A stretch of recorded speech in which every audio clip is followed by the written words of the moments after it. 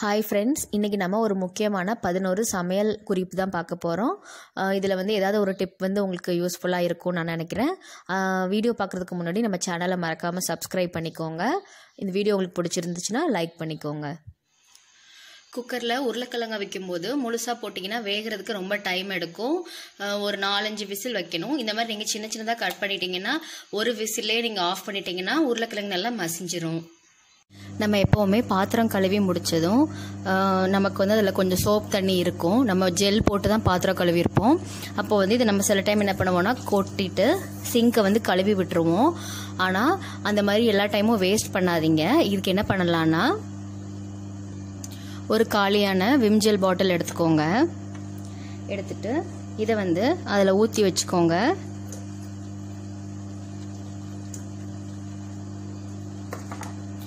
இப்போ இதை அடுத்த டைம் நம்ம பாத்திரம் கழுவும் போது இதை நம்ம யூஸ் பண்ணிக்கலாம், வேஸ்ட் ஆகாது. இதை அப்படி தனியாக வச்சுக்கலாம். பாத்திரம் கழுவி முடித்ததும் இந்த ஸ்க்ரப் இருக்குது பார்த்தீங்களா, இந்த நாரை இது கூட போடாதீங்க.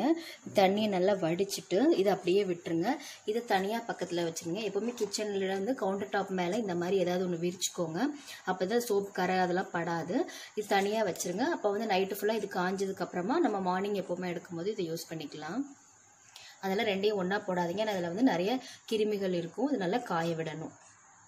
நைட்டு கொண்டக்கடலை இல்லைனா மொச்சக்கொட்டை அந்த மாதிரி ஊற வைக்க மறந்துட்டிங்கன்னா அதுக்கு நம்ம மார்னிங் நமக்கு ஞாபகம் வந்திருக்கும், நம்ம அவசரமாக சமையல் பண்ணணும். அந்த மாதிரி ஒரு சிச்சுவேஷனில் நீங்கள் இந்த மாதிரி நான் மொச்சக்கொட்டை எடுத்திருக்கேன். மொச்சக்கொட்டையை மாதிரி நல்ல ஒரு ஹாட் பாக்ஸ் எடுத்துக்கோங்க.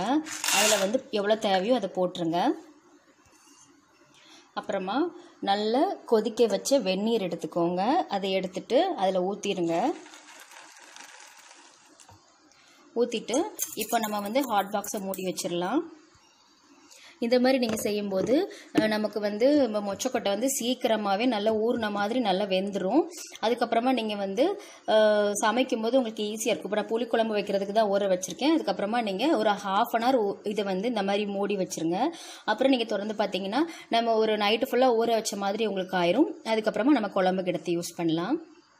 வாழைப்பழம் இருந்துச்சுன்னா அதை இந்த மாதிரி ஒரு பிளாஸ்டிக் டப்பாவில் போட்டு வச்சிங்கன்னா அது கருத்து போகாமல் ஒரு 4-5 நாளைக்கு அப்படியே இருக்கும். இல்லைன்னா நீங்கள் இந்த ஓரத்தில் சில்வர் பேப்பர் சுற்றி வச்சாலும் அது உங்களுக்கு ரொம்ப நாள் அப்படியே இருக்கும். மசாலா பவுடர்லாம் நம்ம நிறைய வாங்கிட்டு இந்த மாதிரி அப்படியே ஓப்பன் பண்ணியே வச்சுருவோம். அது நீங்கள் அந்த மாதிரி பண்ணிங்கன்னா பூச்சி வந்துடும். அதை இந்த மாதிரி நல்லா மடக்கிக்கோங்க. மடக்கிட்டு இந்த மாதிரி நம்ம குழந்தைங்களுக்கு மாட்டுற டிக்டாக் கிளிப் இருக்குது பார்த்தீங்களா, அதில் மாட்டி வச்சிடலாம். இப்போ நிறைய இதுக்கு நம்ம கிளிப்ஸாக போட முடியாது. அப்போது நீங்கள் என்ன பண்ணலான்னா, இந்த மாதிரி நம்ம வீட்டில் இருக்கிற ரப்பர் பேண்ட் இருக்குது பார்த்தீங்களா, நமக்கு ஏதாவது வாங்கினதுக்கு கிடச்சிருக்கும். அந்த ரப்பர் பேண்டில் எல்லா இதுலேயுமே நல்லா சுற்றி சுற்றி போட்டு வச்சிட்டிங்கன்னா பூச்சி வராமல் இருக்கும். ஒன்றோட ஒன்று மிக்ஸ் ஆகாமல் உங்களுக்கு அப்படியே நீட்டாக இருக்கும். சில டைம் நம்ம குழம்பு வைக்கும்போது உப்பு அதிகமாயிரும். அப்போ நமக்கு அது எப்படி சரி பண்ணுறதுன்னு தெரியாது. அப்புறம் குழம்பு எல்லாமே வேஸ்ட் ஆகும். அந்த மாதிரி டைமில் நீங்கள் ஒரு உருளைக்கிழங்கை எடுத்துக்கோங்க. எடுத்துகிட்டு அதை பாதியாக இது இவ்வளோ பெரிய உருளைக்கிழங்கு இருக்குது, இதில் பாதி உருளைக்கிழங்கு எடுத்து கட் பண்ணி குழம்புல போட்டு கொதிக்க விட்டிங்கன்னா உங்களுக்கு உப்பு சரியாயிரும். வீட்டில் எறும்பு தொல்லை அதிகமாக இருந்துச்சுன்னா எறும்பு நடமாடுற இடமா பார்த்து பெருங்காயத்தூளை தூவி விட்டுருங்க. பெருங்காயத்தூள் வாசனைக்கு எறும்பு வரவே செய்யாது. அந்த எறும்பு எங்கெல்லாம் அலையுதோ அந்த அதிகமாக அலையிற இடத்துல போட்டிங்கன்னா உங்களுக்கு எறும்பு தொல்லையே இருக்காது.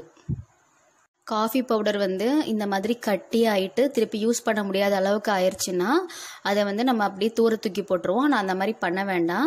நீங்கள் இந்த இது இப்போ பிளாஸ்டிக்கில் நீங்கள் யூஸ் பண்ணக்கூடாது. நீங்கள் வேறு ஏதாவது ஒரு இதில் போட்டு வச்சுட்டு நல்லா கொதிக்கிற வெந்நியை அந்த காஃபி இதில் ஊற்றி வச்சுட்டு நீங்கள் ஃப்ரிட்ஜில் ஸ்டோர் பண்ணிக்கலாம். அதுக்கப்புறமா நீங்கள் அப்பப்போ தேவைப்படும் போது உங்களுக்கு காஃபியில் இதை ஊற்றி குடிக்கலாம். நம்ம காஃபி பவுடர் வேஸ்ட் பண்ண வேண்டாம். இது உங்களுக்கு இதில் நிறைய இருக்குது. இதை பார்த்தீங்கன்னா எப்படி ஒரு 10 நாளைக்கு மேலேயே வரும். நான் அந்த மாதிரி தான் பண்ண போகிறேன். நான் வேற ஒரு பாத்திரத்தில் மாற்றிட்டு நான் அந்த மாதிரி தான் எப்போவுமே ஊற்றி வைப்பேன். எனக்கு பொதுவாகவே நம்ம எல்லாருக்குமே பார்த்தீங்கன்னா காஃபி பவுடர் வாங்கி ஒரு 20 நாளைக்கு அப்புறமா இந்த மாதிரி நல்லா கட்டி ஆயிரும். அதில் இந்த மெத்தட் நீங்கள் ட்ரை பண்ணுங்கள். காஃபி பவுடர் வேஸ்ட் பண்ணாதீங்க. எண்ணெய் ஊற்றி வைக்கிற பாத்திரத்தில் பார்த்தீங்கன்னா நம்ம அடிக்கடி ஊற்றி அது எல்லாமே வடிஞ்சு என்ன ஆகும்னா நமக்கு வந்து தரையிலையும் பட்டிருக்கும். நம்ம ஏதாவது நியூஸ் பேப்பர் விரிச்சிருந்தா அதுலேயும் எண்ணெயாக இருக்கும். அந்த மாதிரி ஆகாமல் இருக்கிறதுக்கு இந்த மாதிரி ஒரு பிளாஸ்டிக் பவுல் எடுத்துக்கோங்க. அந்த பவுலில் வந்து நீங்கள் எண்ணெய் ஊற்றுற பாத்திரத்தை வச்சிட்டிங்கன்னா நீங்கள் எண்ணெய் ஊற்றிட்டு திருப்பி இதிலே வச்சிடலாம். அது எல்லாமே இதுக்குள்ளே தான் போயிருக்கும். அப்புறமா நீங்கள் கழுவும் போது உங்களுக்கு பிளாஸ்டிக்ங்கிறதால கழுவுறது ரொம்ப ஈஸியாக இருக்கும்.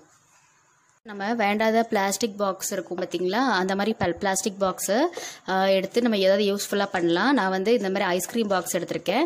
நான் என்னென்னா இதில் பார்த்தீங்கன்னா கிச்சனுக்கு தேவையான இந்த இது நம்ம வந்து ஆம்லேட்லாம் போட்டு கலக்குவோம்ல இது, அப்புறமா வந்து லைட்டர், அப்புறம் வந்து கேண்டில், அப்புறம் தேங்காய் திருவுறது, அப்புறம் கத்தி, இந்த மாதிரி இதெல்லாம் போட்டுட்டு நான் வந்து கிச்சனில் வந்து எனக்கு பக்கத்துலேயே கவுண்டர் டாப்பில் வச்சுருப்பேன். இது வந்து நம்ம ஒரு அவசரத்துக்கு எடுக்கிற மாதிரி இருக்கும். அதே மாதிரி இந்த மாதிரி பாக்ஸில் நம்ம ஸ்பூன் கூட போட்டு வச்சுக்கலாம். வெங்காயம் வந்து நம்ம சமைக்கும் போது சில டைம் பாதி தான் தேவைப்படும், மீதியை வந்து கட் பண்ணி வச்சுருப்போம். அந்த மாதிரி கட் பண்ணி வச்ச வெங்காயத்தை வந்து அடுத்த நாள் வந்து நம்ம யூஸ் பண்ணலான்னு நினைப்போம். நான் அந்த மாதிரி பண்ணக்கூடாது. ஏன்னா வெங்காயம் பார்த்திங்கன்னா அதை வந்து நம்ம கட் பண்ணி வச்சதுக்கப்புறமா அது பார்த்திங்கன்னா அதை சுற்றி இருக்கிற எல்லாத்தையுமே அதை வந்து நல்லா அப்சர்வ் பண்ணும். அதனால் அது வந்து கெட்ட பாக்டீரியாவையுமே அதை அப்சர்வ் பண்ணும். அதனால் வெங்காயத்தில் வந்து நம்ம அந்த மாதிரி கட் பண்ணி யூஸ் பண்ணும்போது நமக்கு தான் வந்து உடம்புக்கு கேடு. அதனால் வெங்காயம் வந்து நீங்கள் தேவையான அளவு யூஸ் பண்ணிக்கோங்க. ஃப்ரிட்ஜ்லேயும் வச்சு ஸ்டோர் பண்ணக்கூடாது. ஃப்ரிட்ஜ்லேயுமே அது வந்து ஃப்ரிட்ஜில் இருக்கிற சுற்றி இருக்கிற எல்லாத்தையுமே அப்சர்வ் பண்ணும். அதனால் தேவையான அளவு மட்டும் யூஸ் பண்ணிவிட்டு மீதியை வந்து தூர போட்டுருங்க.